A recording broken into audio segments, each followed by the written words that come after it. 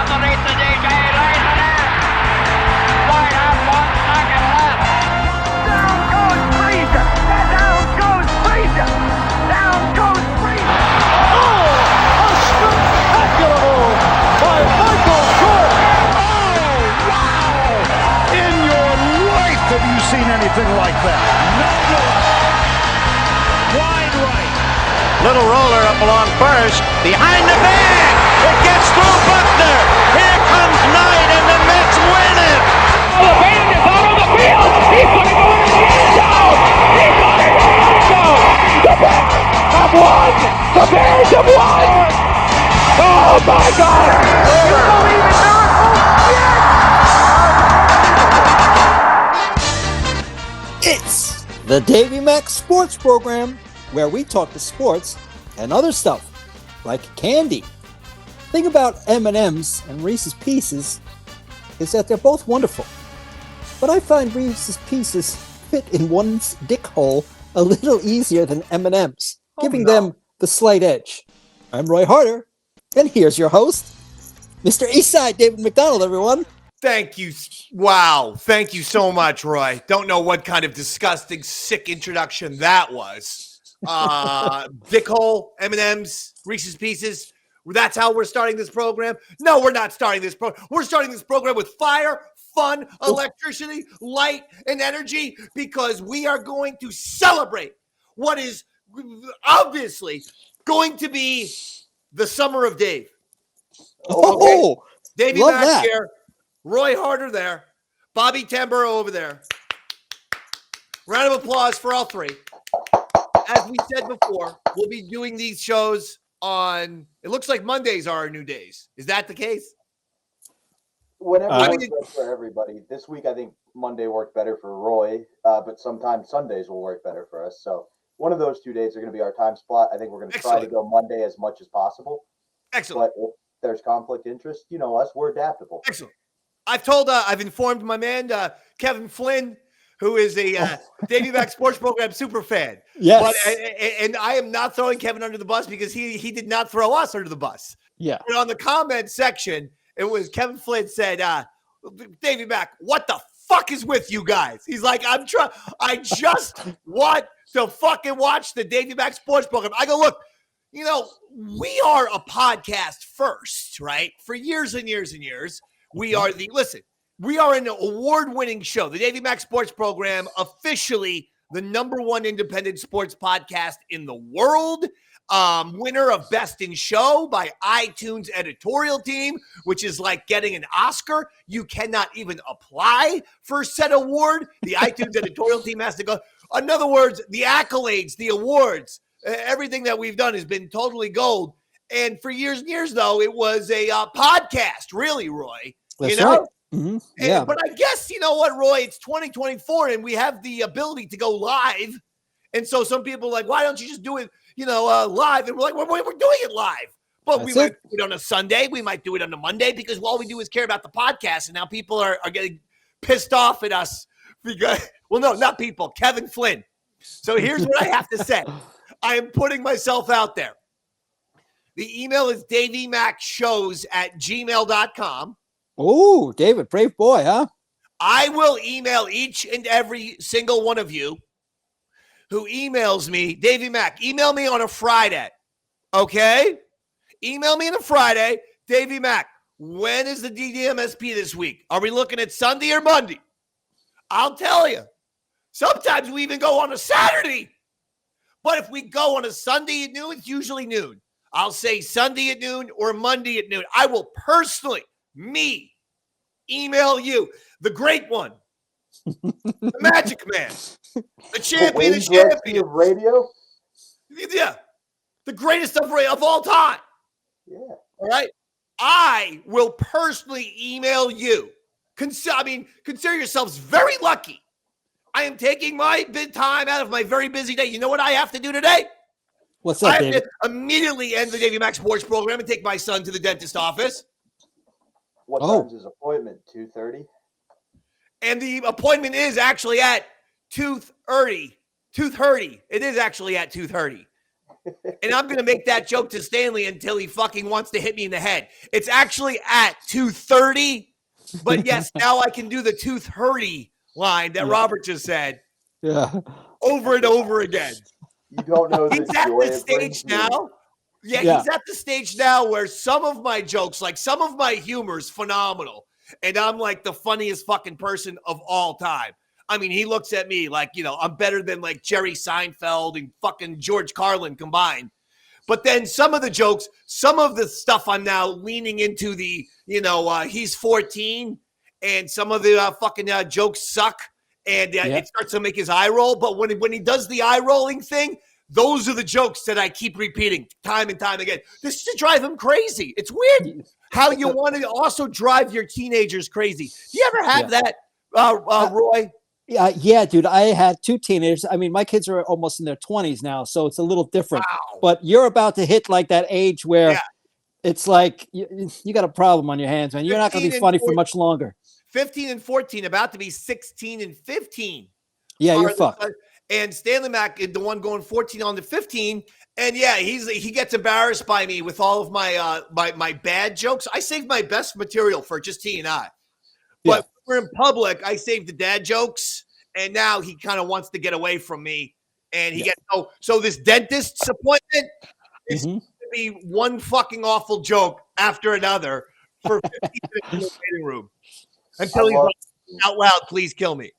I love using comedy for terroristic means, Dave. Like where you're just using it to irritate other people. What's great though is it's going to hit a point in life where Stanley becomes the Joker. Like I was at home this weekend and saw my parents before my big show Saturday and screamed as I slapped the table, I'm a goddamn comedian, take a fucking joke. So sometimes it gets reversed where they don't get jokes.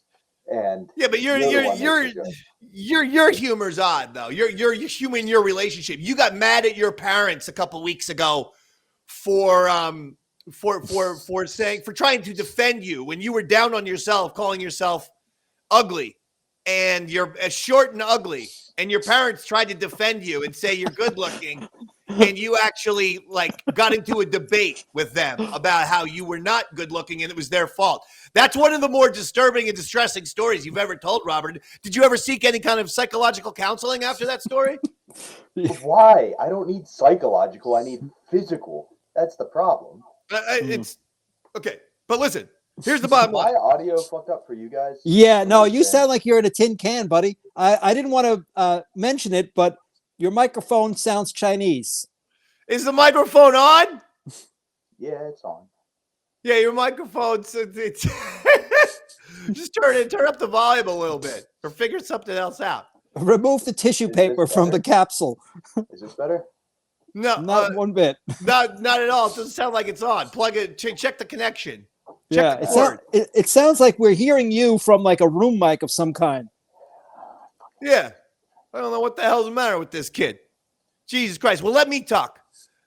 I'll do all the fucking talking then. You sound great, David. Hey, do I sound good? You sound good, buddy. Robert, you sound okay. Oh, there you go. Whoa. Now just turn it down because you're now sounding like the voice of God. But your microphone is working. So just go down. Go ahead. I feel like we could have done this in pre-show if you guys. Now you got it, buddy. Yeah. Now I look like an idiot on there. Yeah, I know we could have, but listen, we're gonna keep on moving. Davey What's Mac crazy is we have 3 audio engineers. I feel so bad to do that. Moving. Thank you for letting me know. Let's not dwell. Who fucking cares? Let's go, Robert. The easiest thing you can always do on the Davey Mac Sports Program and just be like, Davey Mac, you just fucking talk for 60 straight minutes, especially when I'm shut out of a cannon like today. There's no sweat. Let me fucking rock and roll because goodness gracious, the reason why it's the summer of Dave is the New York fucking Knicks took down the goddamn Philadelphia 76ers in game 1 of their first round series, 111-104. And mamma mia, did the Knicks look fucking great or what? The Knicks look like 12 men playing as one. I swear to God. And I love Joel Embiid. Okay, he's clearly banged up. He's playing on an injured knee. He got 29 points. He looked great. This Tyrese Maxey's also an issue for the Knicks. All right, Tyrese Maxey's a better version of Emmanuel Quickley. who the Knicks used to have on their team. So you'd think they could sort of understand Maxey's style. He's a slasher guy. He's always going to penetrate, and he's always going to look to fucking go to the hoop. They got to fucking do better on that. Having said all of that, I mean, the Knicks are without Julius Randle. They're a 3-time All-Star. And here we go. Jalen Brunson didn't even have a good game, Roy. I heard. Jalen Brunson was, he was okay. He's my man. He's the MVP in the league. I've said it before and I'll say it again. But Jesus fucking Christ, Josh Hart. He's the great nephew of Elston Howard, Roy. Did you know that? I did know that, actually. For a New York connection? I did know that. Yes. You did. Do you That know? was one of the, Yeah. Do you know who Elston Howard is? That's where I'm a little bit, That's the foggy. part. Yeah. Yeah. Okay. So he's related to Elston Howard. Yeah. Yeah. But you don't know who Elston Howard is. No clue. No. So, so that's like only knowing just like a tiny smidge of the trivia. Like, the trivia, you should know the rest of the trivia. The trivia is that Elston Howard is a classic catcher, legendary catcher for the New York Yankees. Oh. I'm pretty sure he was their first black ball player, in fact. Oh. Yeah, he was the catcher in like the late 50s and early 60s and had a great career for the New York Yankees. Number 32. In fact, his number is retired. And since I know all the Yankee retired numbers and can name them like that, there's proof right there. Elston Howard, yeah. I mean, so you got the Elston Howard connection, the Yankee connection. There's another Bronx connection with this Achua guy, Precious Achua. That's his name. Precious. I love that. Oh, yeah. You got a fucking guy, Roy, who came off the bench yesterday, right? Or on Saturday, game 1. Yeah. By the name of Deuce McBride. I mean, come on. How can you not love a fucking Nick whose name is Deuce McBride? It sounds like an Andrew Dice Clay character. I mean, like, right? It sounds like a shitty Dice Clay movie from like 1990. Like, hey, I'm Deuce McBride over here. Hey, it's Deuce McBride time. I mean, they got everything. Oh, the 76ers, they got the stars. Embiid, Maxey, Tobias Harris, so on and so forth. They got the stars. The Knicks, they got the players. They got the team. Tobias and they Harris are is the bringing star? back New York City. New York City has had a crime wave recently, from what I've been told. My prediction, the longer you see the Knicks go in the playoffs, the more peaceful the Big Apple will be. Oh. And should the Knicks win the NBA Finals, I'm seeing Robert's face, and should the Knicks, he doesn't like this theory here, and I'll let you respond, but let me just finish. And should the Knicks win the Finals in the year in June, I guarantee you no more crime in New York for at least 1 year. That means no murders, arson, or rapes. Okay, I'm gonna really look forward to Robert's retort on this one, David. I'm telling you, New York has been brought together by the Knicks. This is what the Knicks mean. This is why it's important that the Knicks be just a good basketball team, because they have this ability. Robert, you seemed like you're doubting my theory that the Knicks are going to make. Yeah. No, maybe it's because I'm rooting for the Sixers in this series. And when the Sixers win a championship, they have to grease the telephone poles and call in the National Guard because the city riots so hard. That's so maybe right, I am a bit tainted. But we are seeing a huge trend of anytime there's a celebration for a sporting event, crime waves. Right? Even Kansas City, one of the most peaceful places on earth. Like, just don't get in a car. That's how you die. We saw a shooting. So I'm worried that if they do win, it's going to be the opposite. I understand. A lot of people have always said the Nets are the heart of the city, not the Knicks. No one says that. Stop your nonsense. Just stop it right now. No one has ever fucking said that the Nets, who got the Brooklyn 10 goddamn years ago. Now, as far as I understand what happened with Philadelphia. I understand that Philadelphia, they have to grease the poles. The reason why is because Philadelphia is inhabited by a bunch of animals. That's why. New York has class. New York has citizens of taste and social etiquette. New York has cosmopolitan. New York has culture. Okay, Philadelphia. Come on. I mean, yeah, of course they're gonna fucking act like you know. I mean, look at Jason Kelsey. He encourages that type of behavior. I mean, he's the biggest animal of them all. I mean, the Philadelphians, all animals, all of them. Oh, that's what got Anthony Cumia fired. David, be careful. Well, I didn't call it black, bro. I'm saying the whites are in that category as well. That I'm goes just saying, for whites, blacks, Latinas, and Asians. Yeah, all animals. If you're from Philly, you're a fucking animal. Now, that ain't no racist. If I said you, it's all of you. yeah, All of you is it's animals. the city. It's the geographic location. You're judging people based on where they live. I get it. I'm all for it. It's the But city. I would say, by contrast, in the past 2 weeks alone, like they've stopped reporting the number of people they've found shitting in public in New York because it's just not a crime anymore. And a man lit himself on fire. So you tell me which city. I saw that guy. Holy shit! The hell was he? What was that all about? That was fucking he guy was protesting something. Well, I gotta tell you, lighting yourself on fire to me just don't seem like a great protest. I mean, next thing you know, you're fucking burnt like bacon. You're not going to be able to do anything after that. And most people just go, wow, did you see that really disturbing footage of the guy on fire? Yeah. What was he protesting? I don't know. But did you see that footage? Yeah, that was fucked up.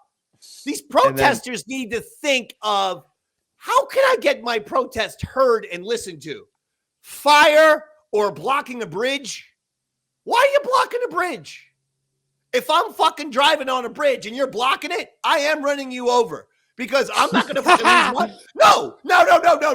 I'm not sitting in a fucking car suspended 400 feet above fucking water on the George Washington Bridge. I'm not doing it. No. You don't block a bridge. Not with the Dave Man on it. Yeah. Anyone blocks my fucking bridge, I run you over. Now, ask yourself, what would George Washington do? Would he he'd sit run there him and let over those too. commies? Yeah, exactly, Roy. That's what he Me did and with Davey the Delaware were crossing River. that river. And the fucking and these people, these goddamn motherfucking people, Animals, David. and the guy were on fire. Why, sir? And if you're gonna light yourself on fire, don't do something funny with it, like dress up as a birthday cake or something, and then or logs. Dress up like logs, and like you're like it'll be funny. It'd get you more press. It would get people would start asking questions. And unlike the burn victim, you could dress up like fucking Anakin Skywalker at the end of episode 3, where he caught on fire outside the lava because Obi-Wan chopped his arms off and he was on fire. Dress him up like him. There's all kind of fun things he could have done when he lit himself on fire. Is all my point is. That's all. A lot of people, he should have emailed me, DaveyMacShows@gmail.com. I would have given him all of this free creativity. I mean, free of charge. Just like you. Any of you can email me at DaveyMacShows@gmail.com. If you want to know when we're doing it, please. That's the email, and I will respond to you personally. But my God, am I excited about the Knicks. I can't even think. Game 2 is tonight. The tip-off is at 7:30. I haven't slept since Saturday. I'm not shitting you. I can tell you, your hair is a little bit different today too, David. I didn't even fucking shower since Saturday, bro. I can tell, David. I can smell you through my microphone here. I'm not showering. I'm not doing nothing. I'm not changing a fucking thing from Saturday. Okay, I had on my Knicks jersey, the one that sometimes that Dave McAfee character wears. That's my Larry Johnson jersey. It's about 30 years old. I wear that. Okay, I'm wearing my fucking same pants, same underwear, same socks, and I haven't bathed. And if they win tonight, we're just going to keep it running. And I apologize to people at my radio station. But you know what? You got to do what you got to do. You never fuck with a streak. If Bull Durham taught us that, you never fuck with a streak. Remember when Tim Robbins was wearing the pantyhose? Of course. And he said, maybe it's time for me not to wear the pantyhose. Kevin Costner just said, you never fuck with the streak. You wear those motherfucking pantyhose. Put on the pantyhose. You wear that fucking garter belt, pal. So I'm hopped up. I'm ready to go. I really am. That's the Knicks. That's the Sixers. The other games, Celtics beat your Miami Heat. Robert, Jimmy Butler out. ACL, it looks like. Bye-bye. Yeah, he got hurt. That's real fortunate for your Knicks. But arguably the MVP of the NBA playoffs goes to Jimmy Butler already. I don't know if you heard the reports coming out about him. No. So Jimmy Butler's a bit of a vocal player. Would you agree, Dave? Like, he likes to get his point across. He infamously, when he beat the Sixers after they gave Tobias Harris, who's apparently a star now, a big contract, yelled at the owner, Tobias Harris over me, fuck you, or something like that. He's the man. So he did not like that in their play-in game, Tyler Hero shot the ball 27 times and only made 9. And bad game for Tyler Hero when it was the Miami Heat versus the Philadelphia 76ers, that first play-in game. Hero, if he made literally 2 more shots. Well, no, literally one more shot. It was a 1-point game. Yeah, if he makes 1 more fucking shot, the Miami Heat win. Yeah, that was a terrible game for Hero. So Jimmy Butler gets on the bus and just keeps referring to Tyler Hero and just saying over and over, 9 for 27. 9 for 27. To the point where Hero got real mad and they had to be separated. And of course, as they're being separated, what does Jimmy say? 9 for 27. Tyler takes a swing at him and Jimmy ducks it. Looks up and goes, 9 for 28, you bitch. And gets off the bus. That's good. If that's not the NBA MVP, okay. I don't know what is. He does deserve an award for that. He deserves some sort of postseason award. That's great. Fucking fantastic. Oh, yeah. That is good. And that the little Tyler Hero shouldn't get all hot and bothered by it. If he went 9 for 27, he's got to fucking deal with it. But that is fucking hysterical line by Jimmy Butler right there. What a great name. And I also think he looks a little bit like Jamie Foxx. I like Jimmy Butler. I'm not against him. I'm a big fan. The rumor is he's Jordan's bastard. Jordan's bastard? Actual bastard child. Like the bastard child of Michael Jordan. And if you draw, like they do the facial swaps, it looks like the same person. Like if you put Jordan's face on Jimmy Butler, and then there's a rumor that Jimmy doesn't know who his dad is, and that if you sync it up, about 9 months before he was born, the Bulls were playing where his mom lived at the time. So there is this running conspiracy theory. Roy seems skeptical, Robert. Roy seems skeptical. Roy, what do you think about all this? Roy thinks they all look the same. Roy, this does seem a bit strange, Robert. Yeah. Not to mention, you have to take into account their ages. So, it would match up. Jimmy Butler's about 30. Jordan's almost 60, I guess, almost. Mm-hmm. Oh, okay. All right. So, it would match up ages-wise. He could be the son. I just don't see that happening. I would think he's more of Jamie Foxx's fucking illegitimate son than Jordan. He looks like a fucking doppelganger for Jamie Foxx. The Clippers beat the Mavericks 109-97.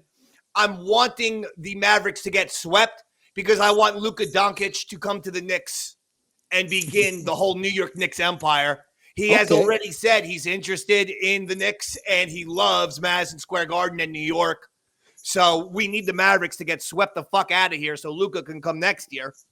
Bucks beat the Pacers 109-94 with Damian Lillard, 35 points, and the Thunder defeated the Pelicans 94-92. Shai Gilgeous-Alexander, 28 points. That's your NBA postseason. Tonight, though, is the big game between the Knicks and 76ers, 7:30 p.m. Roy, any chance in hell of you watching? Probably not, David. Probably not, but you never know. It's I may be free at 7 p.m. and I'll check it out. All right. Articulate John said Jamie Foxx can't act. Roy, thoughts and opinions of Jamie Foxx's acting. Do you think he's a good actor? I think Jamie Foxx is actually a fantastic actor. Yeah, and I not only an actor, I think the guy's like the full package. I think he's a great musician. He's a great singer, a great actor, a great basketball player. He's got the whole. Well, okay, that's not him on the Miami Heat. That's not him on the Heat. But the other thing, so we can take away the basketball player thing that you said. But as far as acting goes, I saw him in Any Given Sunday. That was my introduction. I know the guy had been around and done other shit. What can I tell you? I didn't see him. I didn't watch those shows, or I didn't watch the other fucking projects. My introduction was Steamin' Willie Beeman, baby. They call me Steamin' Willie Beeman. I got the ladies creaming. Come on. I mean, just for that. Just for a fucking guy singing those words, Steamin' Willie Beeman, I get the ladies creaming. Yeah. And Any Given Sunday, I've said it before and I'll say it again. It was fucking, it just was actually, it turns out it was 5 to 10 years ahead of its time. Because when it came out, it was directed by Oliver Stone, 1999 football movie. And everyone said, well, it's way too over the top. It's like, it's totally insane. Like half of this shit wouldn't happen. Now we learn about what's really going on in the NFL, and more than half of that shit has happened. And in fact, way worse shit has happened. So it's like, could I see everything in Any Given Sunday taking place? Absolutely. He also called the modern day quarterback, the celebrity fashion kind of wielding, I want to be a rap star. And in addition to being an athlete, I want to be like a cultural icon, that type of person. He predicted that. That guy didn't exist in 1999. Yeah, no. And he was years ahead of that. So I love Jamie Foxx ever since that one. But Collateral, I liked him in that. The Tom Cruise movie where Tom Cruise is an assassin, directed by Michael Mann. Yeah, an honest doubter. He agrees. Collateral. And what else? What else was that? The fucking Spider-Man. He was one of the fucking monsters. He shocked people with Django. Yeah, Django. He was a great slave. Django. He's fantastic. Django. Now, okay. Roy might be confused because he has infamously talked about playing naked basketball with P. Diddy. So maybe that's why Roy thought he was a basketball player. Oh, god damn. I consider Prince a basketball player because he played with Eddie Murphy's brother. So game. I know, but I'm not gonna. He played naked basketball with P. Diddy. Mm-hmm. He's talked about it on a number of shows, the Stern Show, and then he tweets weird apologies like, "Sorry to what my neighbors saw. We just had to play some naked basketball, y'all." So what the fuck? Okay, it's Hollywood, David. As far as Hollywood abuse goes, like, let them tape me playing basketball naked. Because I would love to see those tapes. You released that shit. That jump shot wasn't gay. That step back wasn't gay. You tell me that crossover was gay. Bullshit. Like when Kobe was playing to prove his innocence in the rape case. I'm playing to prove my heterosexuality. There's no greater motivator in the world. Kobe was great, too, in that time period. Like when he was on trial in Colorado for rape, and he was like fucking averaging like 45 points a game. He was like, fuck this. Fuck that shit. Patrice, that's a little basketball shit. Now, I want to get into some baseball shit for a second because something big has happened in baseball, Roy Harder. I don't know if you're aware, but one of my favorite announcers of all time, John Sterling, the Yankees radio broadcasting legend, has retired effective immediately. Oh, he retired? Yeah, he's not dead. Oh, okay. Oh, I take that back. Doing the sign of the cross. Yeah, I thought he was R.I.P. Okay, that's great. But he retired effective immediately. He says he's 85. He's going to be 86 in a month or two. And they're like, John, do you still like doing the games? He's like, I love doing the fucking games. He goes, I don't like getting up, getting dressed, going over the bridge every day. Like they go, John, they wanted to keep him so bad, they offered him home games. Then they basically any home game. Like any home game you want, John, you can do it. And he's like, nope, I hate the fucking GWB traffic. Yeah. And going back to what we were initially talking about, if any of those protesters are the reason why John Sterling retired, any of the protesters on the George Washington Bridge, and if you held up John Sterling, you've got hell to pay. Okay? You would think that they would build him an apartment in the facility, in the Yankee Stadium, just so that that would be sensational. Why couldn't he ask for that? I would have asked for that. He lives in New Jersey. He lives in Edgewater or something. I don't fucking know. But he lives right over the bridge. And he's just like, you know what? The fucking traffic. And I'm like, I understand. When you hit that goddamn traffic on the GWP every goddamn day, you're ready to kill somebody. And if there's fucking protests and shit, then that slows everything down. Sterling doesn't want to do it anymore, and he's out. And that's it. You blame Biden on that one. You think you ever considered going up and taking the Tappan Zee down? I mean, there's other ways, I guess, but sometimes it saves you a lot of headache. I know, but he lives right on the George Washington Bridge, and then you get on the GWB, you go to Harlem. Roy, here's how you get to the Yankee Stadium quickly. George Washington Bridge, you look for Harlem River Drive. You get on that. Then you look for 159th Street exit. That's the one you take. Then you go drive straight. You make a left over McCombs Dam Bridge, and you're right there. No one knows that way except me. I just gave you my Yankee Stadium way. Everyone takes the Major Deegan, the Cross Bronx Expressway. Everyone chooses those roads. I just gave you the road that'll save you 35 minutes on your commute. That's how Big A gets to Hunts Point. The fertile land in the Bronx where the prostitutes are aplenty. That's right. That's right, David. At Hunts Point. I swear to God, every once in a while, I will go back and watch the old school HBO undercover specials that featured Hunts Point prominently. And for some reason, they had a narrator who I guess they wanted to like give him jive talk. Because I was like, poetry. It's Friday night in the Bronx, and the ladies is looking good. The Hunts Point is on fire with flesh. And the Johns are lining up left and right to get a little suck job or maybe something else. Yeah. It all rhymed, David. It was like a poem. Like the narration was poetry. Like you're showing real crime and prostitution. I would have thought you would have went for like a dry, like regular narrator. Like, and now here's this guy trying to pick up the prostitute. Instead of like, ooh, look at this man right here. Looks like he's a little lonely for the night. Seems that he needs the company of a lady. They didn't know if they were going to get picked up as an undercover show, so they're like, we might need to use this as B-roll for softcore porn, if you don't mind. I would love. I'm gonna keep going back and watching those old school HBO undercovers. If I ever see Big A, Andrew Gold, that would be the greatest moment of my life. I will get the footage and we will play it next Davey Mac Sports Program because there's a chance he's in some of that footage. Oh, right? Yeah. There's a chance he was one of the Johns. He could have just maybe got his face blurred out. High probability.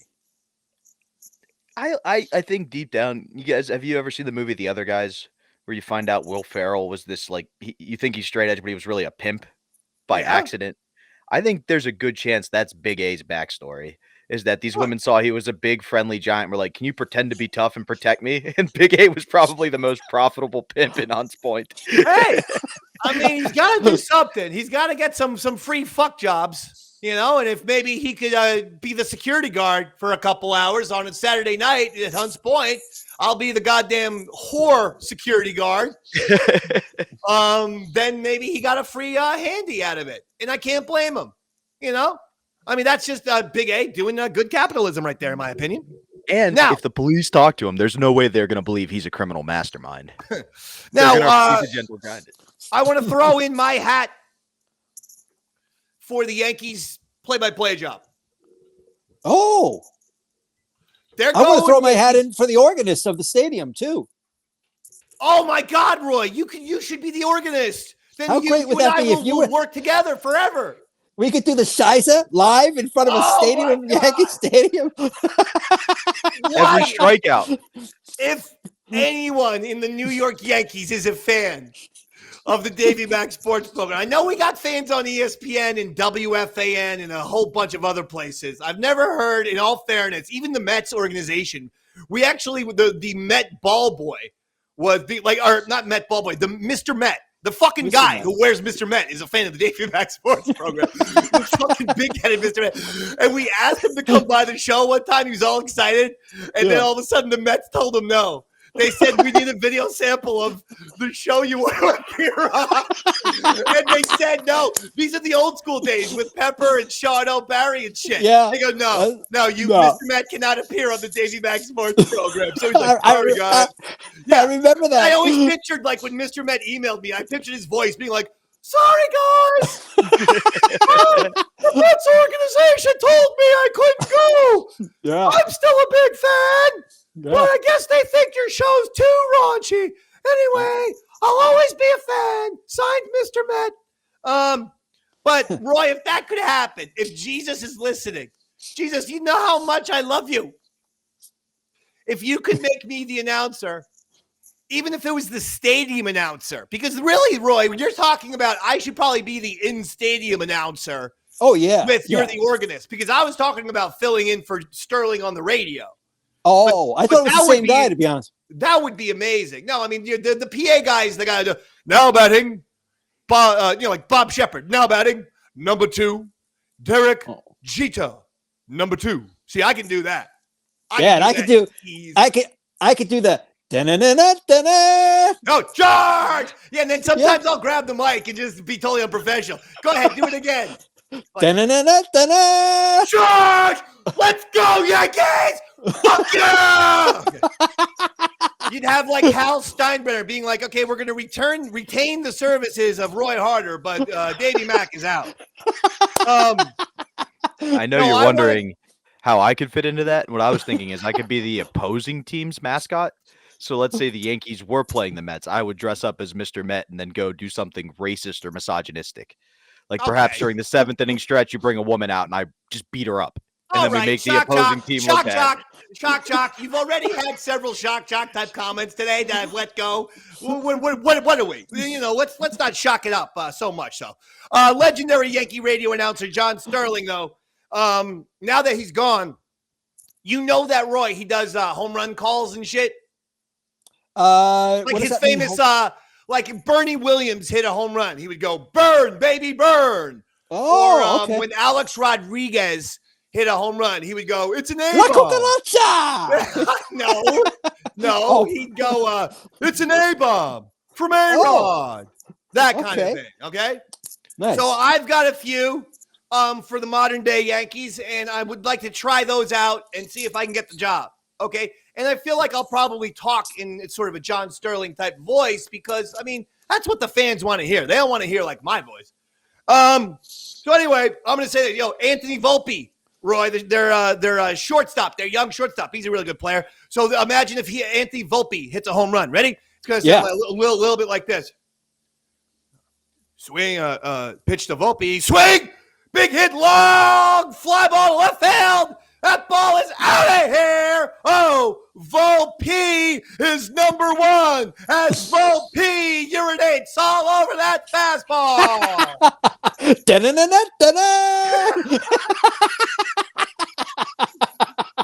All right, you got to sting all of these with that.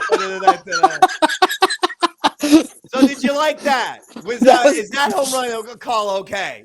That's a good one, David. I went hard on the P. The fact that his name has P in it, we're tying that together. All right, here's the next one. 2-1 pitch to Aaron Judge. Swing on! Driven deep to center field, and it's gone! Oh, a long blast by Aaron Judge, who just sentenced that curveball to death. Oh, nice one. Because he's a judge. Sterling don't even say that. All right, here's the next one. Ready? Yeah. Here, a 3-1 pitch to Juan Soto, Roy, brand new Yankee. That is, I mean, he has played amazingly. Holy shit. We wanted Brian Cashman to pick up this guy forever. He finally did it, and he has come through. He's been every bit as good as advertised. You got Juan Soto now up to the plate, and it's a 2-1 pitch to Juan Soto, and swung on deep to right. That ball is gone. Oh, blast from Soto. Ay, Dios mío. That ball so high, it must be on Yayo. Right? Yeah, I like it. How about that? That one. Yahoo. Yayo, is that what you call it? Yeah, he said it's a blast from Soto. Ay, Dios mío. Ball so high, it must be on Yayo. Isn't it Yeho? I don't know what fucking cocaine is in Spanish. I thought it was pronounced Yayo. It's Yeho, David. Oh, it's Yeho? Yes. Yeah. Robert. Flutzy told me that one. Yayo for cocaine, David. Yayo? Yes, sir. All right. That's correct. I was right then, Roy. Robert is agreeing with me. Oh, I then you are correct. I'm just going by what Flutzy told me, David. Yeah, well, Flutzy, I mean, come on. She's got two brain cells that are fighting with each other. We don't know what that poor woman has done to her mind. All right, here we go. Anthony Rizzo, Roy. First baseman, Italian guy. Yeah. Okay. Here's the 2-1 pitch to Rizzo. Swagger! Oh my God, a big blast at the right field. Anthony Rizzo hit the baseball. A very far, mamma mia, it looked like a Mussolini invading Egypt. Oh, yeah.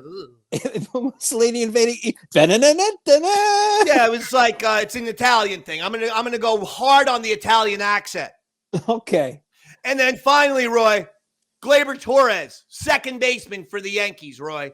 Okay. Gleyber's a fucking solid ass player. Right here. Right.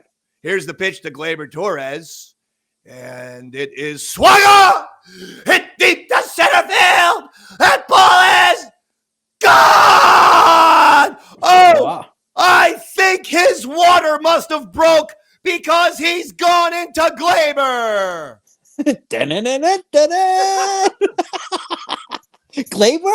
Gleyber? That's his name. So I did a fucking pregnant thing, you know? Yeah. John I got it now, Sterling David. he does Labor Day. He does Gleyber Day. But I said, no. I want Gleyber Torres to fucking give birth to a home run. And that was my thinking right there. I believe mine are slightly more creative than John's. Now, I don't know if all of them will be allowed. I don't think that, usually WFAN, the radios, the Yankees radio network, I don't think they probably want, cocaine usage and different the Mussolini plug might have, get you in trouble. All right. What about the Aaron Judge sentenced that ball to death? I mean, that one can go, right? That one's, that's passable. Yeah. Yeah. That one's passable. All right. Yeah, totally. So New York Yankees, that was my audition tape. All right. If you like what you hear, all I want is $15 million a year. All right. Dave, we are getting a request. Apparently, you tickled one of the fans' nerves. They were wondering if you could do a take in the Sith voice. They're a big fan of that, and they miss it. The what voice? The Sith voice, David. Can you do one in the Sith Lord voice? Articulate John, like the Emperor? Like Palpatine? Okay. Aaron Judge to the plate on a 3-1 pitch. High fly ball to right field. Aaron Judge has sentenced that to death. That's what he wanted to hear? That's actually pretty fucking solid, Dave. All right. I'm glad we snuck that in. I don't even know what that is. But anyway, that is my audition tape. Okay. And by the way, and mine. And Roy. Mine. Roy wants in on this. Yeah. Roy, they used to have a guy. The Yankees did. I don't think he still does it anymore. I know they still have an organist, but Eddie Layton was the Yankees organist for years and years and years. And believe it or not, my dad actually got a Best of Eddie Layton CD. Really? My father was not he was not the type of guy to listen to music. My mother is. That's where I get my musical brilliance from, Roy. Yeah, yes, I know. Have you ever wondered, Roy, why I can break out into an Ethel Merman song? Well, that's why. Let's go, business like show, business like show, business I know. Well, I know your mom used to work for CBS, not CBS. The very flamboyant. She worked with Barry Manilow at Barry CBS. Manilow. Yes. Okay. Gotcha, David. But correction. My father didn't listen to music, just liked listening to sports. He liked those. Only time he loved those stingers. He literally had a CD that was of stingers, and it was Eddie Layton fucking around to take me out to the ball game. Like the first pass would be Take Me Out to the Ball Game. But then he'd do another pass because, like, you want, like, each song to be, like, 2.5, 3 minutes. So he's probably like, what the fuck am I going to play now? You know, like, Take Me Out to the Ball Game is like 45 seconds if you just play it all the way through. So he would just noodle and fuck around. And that's literally the only music my father would listen to. In the car, in his office, he would listen to Yankee Stadium organ music. Your dad would have liked an album I released called Songs and Singers from the Eastside Dave Show. He would have done that one. Songs and Stingers from the Eastside Dave Show by Roy Harder is a CD. Is it still even available? I think so, David. Yes. At least when I first started with the program, it was, because that's where I got a lot of the audio from. Folks. When we decided to do the weird acid nightmare trip, which was the Eastside Dave Show, we've done the Davey Mac Sports Program, in my opinion, for the last 14 years. It just so happened that in the middle there was a 6-year gap where we all lost our brains and we were on acid for too long, and that's where the Eastside Dave Show came in. But it's still the same show. Roy, though, I said after episode number, what was it, Roy? Be honest. I think probably 2 or 3. Episode number 2. Yeah, it was early. He releases Songs and Stingers from the Eastside Dave Show by Roy Harder. I go, Roy, don't you want the show to be on the air for like a year or 2? So you know how like you build up audio and songs that people are aware of and that they want to look forward to, and we could put like, you didn't even put the Damn It's Been a Real Fine Day on that album because we haven't even done it yet. That's right. Yeah. That was my point, was why would you put this out after the second fucking episode? That's like putting out like a bet, like you start a brand new podcast and after episode 2 you put out a best of. That would be the funniest fucking thing to do if anyone ever did that. But that would piss off a lot of people. How many records? And you actually put this out into the media. You actually put this out into the public. How many? How many people bought this fucking thing? I don't think anyone ever bought it, but I don't think anyone actually bought it. No, I can tell you one person who did, because when I first started producing for the show, I went, "Hey Roy, can I get like the opening song and some of the singers?" And you sent me a link to the iTunes thing. Yeah, you can buy it from here. He was peddling his album rather than giving you the audio parts that you needed to do the show. He's fucking selling his shit on you. Yeah. I think like 2 hours later, he was like, no, here's the tracks, but it was too late. He'd already got it. So apparently because most of my stingers were short, they were all like 3 seconds long. So I had a bunch of them, and then iTunes sent me a thing. It's like, listen, you can't release this. So I made a bunch more that were for bits that we never even talked about. Like, I forgot to explain it. He only had like maybe one song. Yeah, it's only one like full-length song. The rest literally was a stinger, like him like hitting his fucking keyboard for 3 seconds, just going like. Exactly. Yeah. It was crazy. 4-second fucking stingers of a keyboard. Yeah. I bet I get some downloads tonight. That was so good, though. That was so funny when you did that. I couldn't believe it. I go, everyone has done exactly what I asked them not to do. After the second episode, Jared's like, we should do this show every fucking day.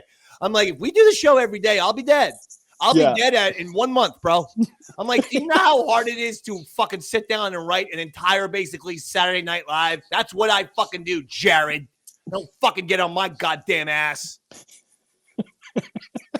No, but there's an honest doubter wants one of our loyal listeners there wants a refund. I believe the Stingers were ultimately played on the show. He said he wanted a refund, Roy, because there it is. So you have the theme, and then you have it's time to ask questions from the audience. 10 seconds. Yeah. Can we play it? It's time to ask questions from the audience, whether they want to ask them or not. That's the whole song, folks. This fucking guy wants to charge you fine people money. I would never do this. Let's get to know. Let's get to know Happy Roy. I don't even know what the hell this is. Let's get to know Roy. Let's get to know Roy, 'cause he's Roy. Roy is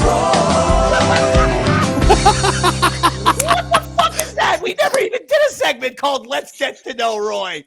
David, like you said, this was our Soapbox? Our acid period. So Soapbox? What did you play that? Soapbox. Get on box. Well, what was soapbox intended for? Like when I get on a soapbox and start like fucking editorializing? that's exactly what it was, David. Yes, That's the whole show. You'd have to play soapbox constantly for like 3 hours. that is. Oh my God, Keith the Cop. Let's hear Keith the Cop. He got so mad at me for this one. Keith the Cop. Keith the Cop. Make your body rock. Keith the Cop. Why would you get mad at that? That's funny. I don't know, maybe because I guess it made him sound silly. I don't know. I like that one. All right, well, these are great. Drunk talk. I want to hear drunk talk. Oh, yeah. No, you don't do the television soul. That's actually his good song. Television soul is awesome. And I don't even think we ended up using that for drunk talk because drunk talk became more of like a bar scenario with like, old fashioned piano type of thing. That's right. Yeah. Well, those are classic. Thank you for playing some of those. I don't even. Yes. And my royalty checks are now going to go up because I got 3 plays out of this. So the best part though is because the songs were all so short, we could play just the samples of them. None of those were supposed to be able to hear the full track. It was supposed to be 20 seconds and then cut you off. But all of the singers conveniently fit in that window, so we didn't have to worry about me signing in. I'm sure a lot of people are thinking those are just samples. They don't understand. That entire 13-second fucking song is the song you're buying, and Roy's charging you $10 for this album. You must know this. And the promise was you would share the fucking, the money with me because all the things from the Eastside Dave show. Yeah. Well, that just goes to show you how much money have you received so far, David? $0.0 and cents, sir. That makes 2 of us, David. Next time, listen to me. You, Jared, Lucy even. No one listens. 2 football things. And then getting the fuck out of here. I gotta bring my son to the dentist. Real quick. Did you hear about New England Patriots owner Robert Kraft backstabbing Bill Belichick? Did you hear about this? Holy did not hear. Fucking shit. What happened, David? And you'd think I'm one of the few non-Belichick. I am not a Belichick hater and never have been. The reason why is because the Giants beat the Patriots both times in the Super Bowl. So I don't care. I don't get mad at him. And also, Bill Belichick won 2 Super Bowls as defensive coordinator with the Giants when he coached as defensive coordinator under Bill Parcells. So I've actually never been a Belichick hater, and I'm going to take Belichick's side on this one. So this is what happens, Roy. Bill Belichick, was interviewing for the Atlanta Falcons job. I don't know why the fuck the Falcons need to interview Bill Belichick. If you've watched football for the last 25 years, you've seen a guy win 9 AFC championships and 6 Super Bowls. That should almost suffice for the fucking interview. There doesn't need to be a goddamn interview. Anyway, he has the fucking stupid-ass interview. He has to have another interview, at which point Falcons owner Arthur Blank calls up Robert Kraft. He says, can you talk to me about Belichick a little bit? You know what Robert Kraft says, Roy? What's that? Roy, listen to this. Belichick is arrogant and, quote, not to be trusted. Ooh. Belichick is stubborn and difficult. So, because of that, Bill Belichick gets turned down. Yeah, they went with Raheem Morris, right? The Falcons job. Yeah. Okay, yes, they went with Raheem Morris. What? Robert Kraft, you have just shown your ass to everybody.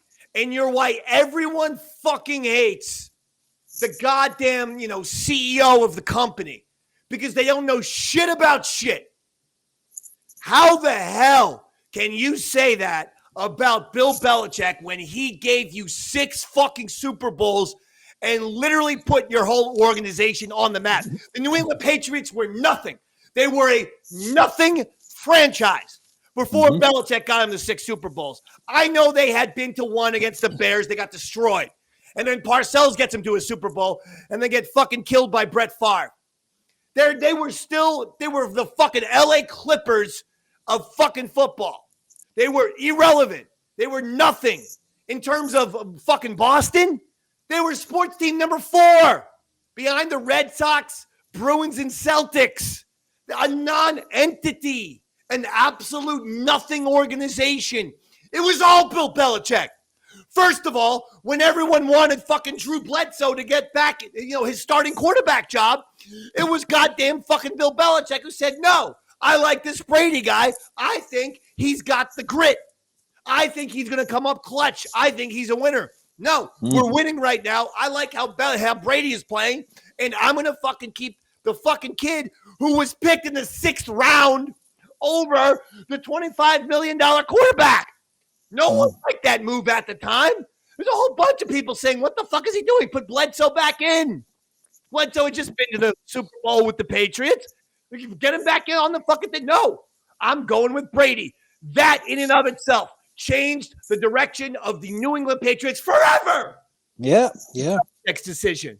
Brady gets the credit too, but Belichick gets the decision credit. Then from there, he wins 6 Super Bowls over the span of what? 24 years? Yeah, about 24 years. 25 years? Longer. The last New England Patriots Super Bowl was what? 2017, 2018, something around there. And the first one was 2002. Probably a quarter of a century, David, I'd say. Yes, I know. I had just done that math myself. But how could you do that? How could you be such an ingrate, Robert Kraft, that you fucking do that to Bill Belichick? I'm sorry. I think that's a complete classless move. I think that is some fucking bullshit. And I can't believe this. I would fire my fucking coach, Brian Dable, who I actually like. I'd fire him tomorrow to get Bill Belichick as the coach of the Giants. In fact, I'm sort of beginning to want that to happen. I'm sort of wanting, because Belichick revealed that he would go to one of 3 teams since he got turned down by the Falcons. He wants to go to either the Cowboys next year. All the jobs have been filled, so he's got to wait till the following season. But in next year, after that, he wants Cowboys, Eagles, Giants. I would fire Dable now to get Belichick and prevent him from going to the Cowboys and Eagles, A. And B, Bill Belichick will get the Giants back on track. I'm telling you. This could be under works already, David. We may not even be you may be probably predicting the future here. Why wouldn't they approach him? I hope so. They're sticking with Dable for now. He's only had the 2 years. He did have the 1 year where he was great and he got into the playoffs. Everyone was excited. But Dable took a lot of hits last year. The team not only sucked and didn't go back to the playoffs, there was a lot of inner conflict. You heard about him getting into screaming matches with some of his coaches, like the defensive coordinator, Wink Martindale. Like, it was fucking insanity in the Giants organization last season. And I think with Bill Belichick, that shit won't happen. Just not that I know that this is the case, but playing devil's advocate here. Yes, if Belichick has declined and he's not the coach he used to be, and he's kind of all over the place, and the quotes we're seeing have been taken kind of out of context, and what Kraft was saying was like, hey, he's not the same coach he used to be. Let's preserve his legacy and not expose him any further. That's why we went in a different direction. Do you look at that in a different way? All those words were direct quotes. All of them. And arrogant, it's hard to. Can't be trusted, arrogant, and can't be trusted. I mean, those are direct quotes. They're not right, taken but out of context. If the sentence was, it's hard for a guy who's won that much to not be arrogant. So he comes across as arrogant, and he can't be trusted to lead a team because he's not making the same decisions he used. You know what I mean? Like, they could have clipped it to make Kraft seem bad. Now I'm assuming the old man what I'm saying is I am reading you the quote, and they didn't clip shit. That's you're getting the point distracted. There's no context here. I read you the fucking quote, pal. I'm the messenger now, and I'm telling you the fucking quote is Robert Kraft said the guy cannot be trusted. That's a direct quote. I don't give a shit what the fucking context is. He goes on. He says he's stubborn, difficult to work with, arrogant, and can't be trusted. Period. Those are the direct quotes that have been attributed to Robert Kraft. Yep. Now, Robert Kraft, of course, is like, oh, I didn't say that, but no one believes him because all this shit comes from the Falcons. They're all saying, no, this is exactly why we passed. We passed on Belichick because Kraft said the guy can't be trusted no more. And when he means can't be trusted, he means, you might have an idea for a quarterback that you're looking at, but if Belichick doesn't go along, doesn't like that quarterback, Belichick's going to do whatever the fuck he wants. But my point is, if you're the Atlanta Falcons, you want Belichick to do whatever the fuck he wants. You don't want to be making the decisions because your organization has never won a Super Bowl. None. Zero. You don't have a leg to stand on. You shouldn't have any requests. You should invite Bill Belichick and say, whatever the fuck you want, bro. Here are the keys. And as for Robert Kraft saying he's arrogant, tell me what fucking multi-time champion, what legend of their sport is not quote-unquote arrogant. I'm sure Robert Kraft thinks Bill Belichick is arrogant. He's won 6 Super Bowls. Yeah. How could you not be full of confidence and belief in yourself? You said, I guarantee you Robert Kraft would say Michael Jordan is arrogant because there's a lot of similarities in how they talk and behave. If you go and watch the 30 for 30s with Jordan and the Patriots, you see a lot of similarities, not so much in Jordan and Brady, but Jordan and Belichick, a ruthless fucking attitude and I must win at all fucking costs. Well, Michael Jordan might be arrogant. Would anyone fucking complain if Michael Jordan was on their basketball team? I think not.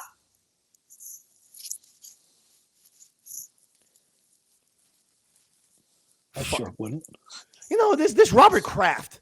He really makes me mad. Apparently, isn't he the one who had the Asian hand job? Yep.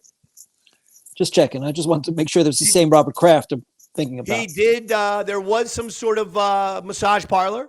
You're right about that. Yeah. I know my sports. Hey, Robert, are you wearing a vest? No, I'm wearing my Jimmy Butler jersey. Oh, okay. Okay. For a second, when I didn't see the Miami, to me on my camera, it looked like sort of like a cop vest, like a police vest, like a bulletproof vest. Yeah, like a riot. Like I thought he was going. He needed to go into a riot or something.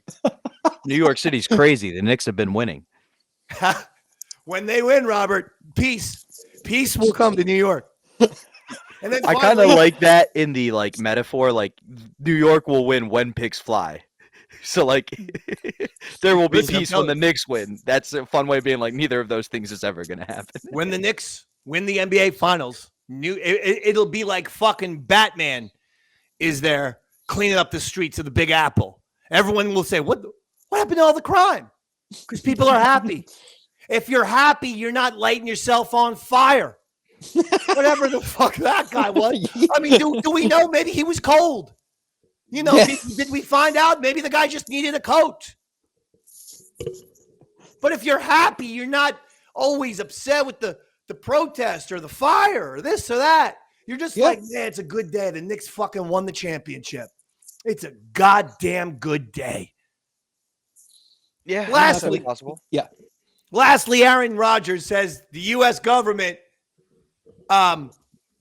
created AIDS in the 1980s.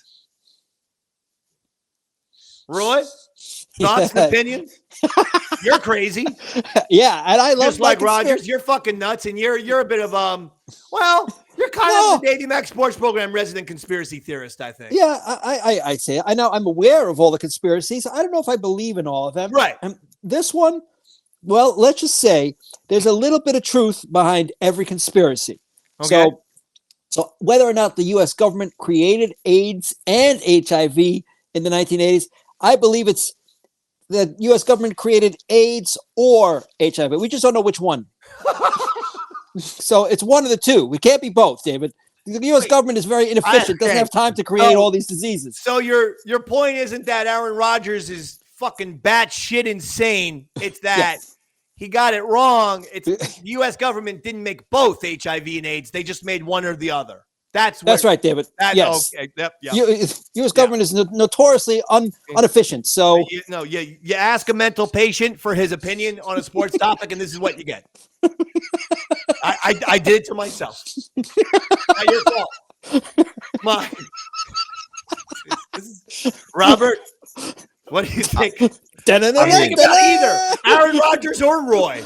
And finally, Robert, who's fucking crazier? Aaron Rodgers or Roy Hart? I mean, where did it come from? Right? If you only get it by having sex with other people who have HIV, where'd patient zero come from?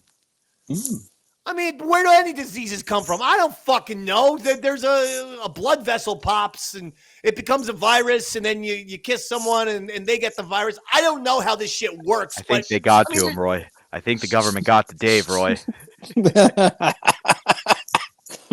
I mean, I don't know where it originated, I guess. That is true. I think it would be easier to prove like the crack pandemic than it would HIV. Like there have been like some reports from the CIA that came out that were like, we've done this stuff. Not Roy, so much the HIV. Did the CIA put crack into urban communities? That's another one I've heard, David. But what do you think? I'm going to go no on that one. All right. That one is a bit far-fetched in my opinion. And you know why? That's a smart idea, because you could get shot and killed by the CIA. That's right. John Kennedy. Yeah. Yes. I'm keeping my opinions to myself on that one, David. Yeah. With CIA, you don't want to fuck around really too much. Yeah. You know? That's right. Robert, you better fucking watch your back, buddy. Yeah. All right. They hear you, Robert. Don't think they're not listening to this show right now. No, they absolutely are. Oh, yeah. Just like Mr. Met. Fucking Mr. Met and the CIA. Our biggest fans. Our biggest celebrity fans right there. All right. Well, listen. I got to take Stanley Mac to the dentist's office. Robert, you're going to send me this later for an MP3 upload? Sure. The other thing, though, is now you have complete access, remember? So you can even do it now. When you take Stanley, it'll be downloaded by the time you get back. But either way, it'll be up. Oh, I don't know what that means. Complete access. We'll talk after the show, but okay, give me a call on my drive to get Stan. All right, but listen, Roy Harder, fantastic. Bobby Tamber, Roy, anything to plug? I saw that you had the Pearl Jam thing. That's right. Actually, David, this will be my last plug ever. Oh. But it's Wednesday night in Huntington at Industry, my Pearl Jam tribute show with Sean O from the Davey Mac Sports Program and a bunch of other fellows, talented musicians. It's gonna be in Huntington, Long Island, at a place called Industry Makers, which is located on Main Street, 8:00 p.m. And the opening act is our instrumental post-rock band, Torpedo. Excellent. Yeah. Excellent, buddy. Thanks, so it sounds to me like this is a double dose of Roy and Sean O. So if you ever wanted to see Roy and Sean O play, this would be the show to come to. Oh yeah. Definitely. Right. We'll be for a full effect. Absolutely. All right. And Robert, anything? The weekend of the 11th of May, that Thursday through Sunday, I will be at Rick Bronson's House of Laughs in Minnesota. So please come out. We could use some tickets. Yeah, baby. All right. I like what I'm hearing. Okay, guys. Well, listen, that will do it. We'll upload all this stuff. And thanks for joining us. If you joined us live, we appreciate it. He's Bobby Tamburo. I'm Roy. I'm Roy.